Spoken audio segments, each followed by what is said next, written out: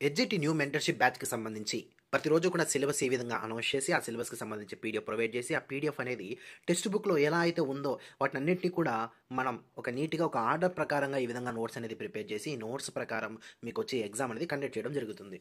Notes మీరెందుకు చదవాలి అంటే, టెక్స్ట్ బుక్ వచ్చి ఒక ఆర్డర్ ప్రకారంగా ఉండదు. క్లమ్జీగా ఉంటుంది.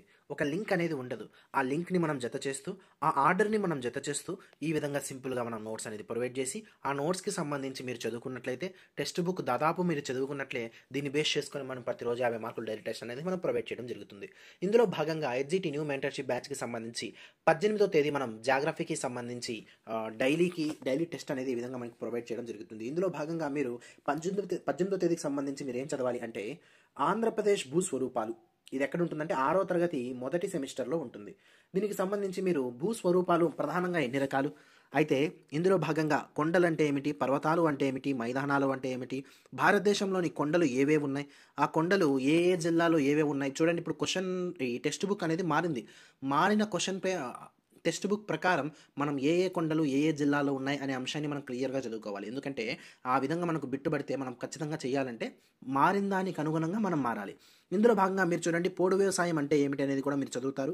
పీఠభూములలో మన భారతదేశంలో ఉన్న అతిపెద్ద పీఠభూమి ఏమిటి? పీఠభూమిలో ప్రధానంగా ఎటువంటి ఖనిజాలు లభిస్తాయి? ఆంధ్రప్రదేశ్‌లో ఉండే పీఠభూములు ఏమిటి?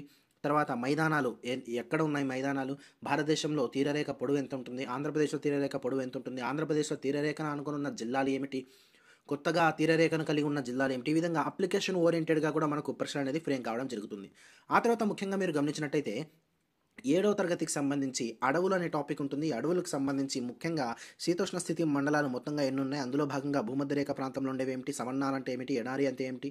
మధ్యధర శీతోష్ణ స్థితి అంటే ఏమిటి? స్టెప్పీలు, టైగా, టండ్రాలు అంటే ఏమిటి? ఇలాంటివన్నీ కూడా మీరు చదువుకుంటారు. ఇక్కడ 7థ్‌కి లింక్డ్ అడవులు రకాలు దీనికి 9థ్‌లో కూడా ఉంటుంది. ఇందులో భాగంగా మీరు ఏం చదువుతారంటే సతతహరిత అరణ్యాలు, ఆకురాల్చ అరణ్యాలు, ముళ్ళ పొదల అరణ్యాలు, పర్వతీయ అరణ్యాలు, మాంగ్రూవ్ లేదా మడ అడవులకు సంబంధించి మీరు ఇన్ఫర్మేషన్ చదువుతారు. ప్రతి దానికి సంబంధించి లింక్డ్ అప్ చేస్తూ మనం అన్ని ఎగ్జాంపుల్ కూడా ఈ విధంగా ప్రొవైడ్ చేశాము. అటవీ ఉత్పత్తులకు సంబంధించి అన్నీ కూడా ఒక చిన్న కోడ్ రూపంలో మీకు ఈ విధంగా ప్రొవైడ్ చేశాము. ఆ తర్వాత జీవావరణ అరణ్యాలు ఎన్ని ఉన్నాయి దానికి సంబంధించి ముఖ్యంగా మనం చూసినట్టయితే యునెస్కో ఎన్ని గుర్తించింది లాంటివన్నీ కూడా బేస్ చేసుకొని మనం ఈ విధంగా ప్రొవైడ్ చేయడం జరిగింది. మనం సింపుల్గా మనం చూసినట్టయితే టెక్స్ట్ బుక్లో లేని అంశాలు కూడా మనం కవర్ చేయడం జరిగింది. ఇది జీకే మరియు కరెంట్ అఫైర్స్లో కవర్ కావడం జరుగుతుంది. సింపుల్గా మీరు దీన్ని చదువుకున్నట్లయితే 50 మార్కులు డైలీ టెస్ట్ ఉంటుంది. డైలీ టెస్ట్లో వచ్చిన బిట్లు రిపీట్ కాకుండా వీక్లీ గ్రాండ్ టెస్ట్లో మనం ప్రొవైడ్ చేయడం జరుగుతుంది.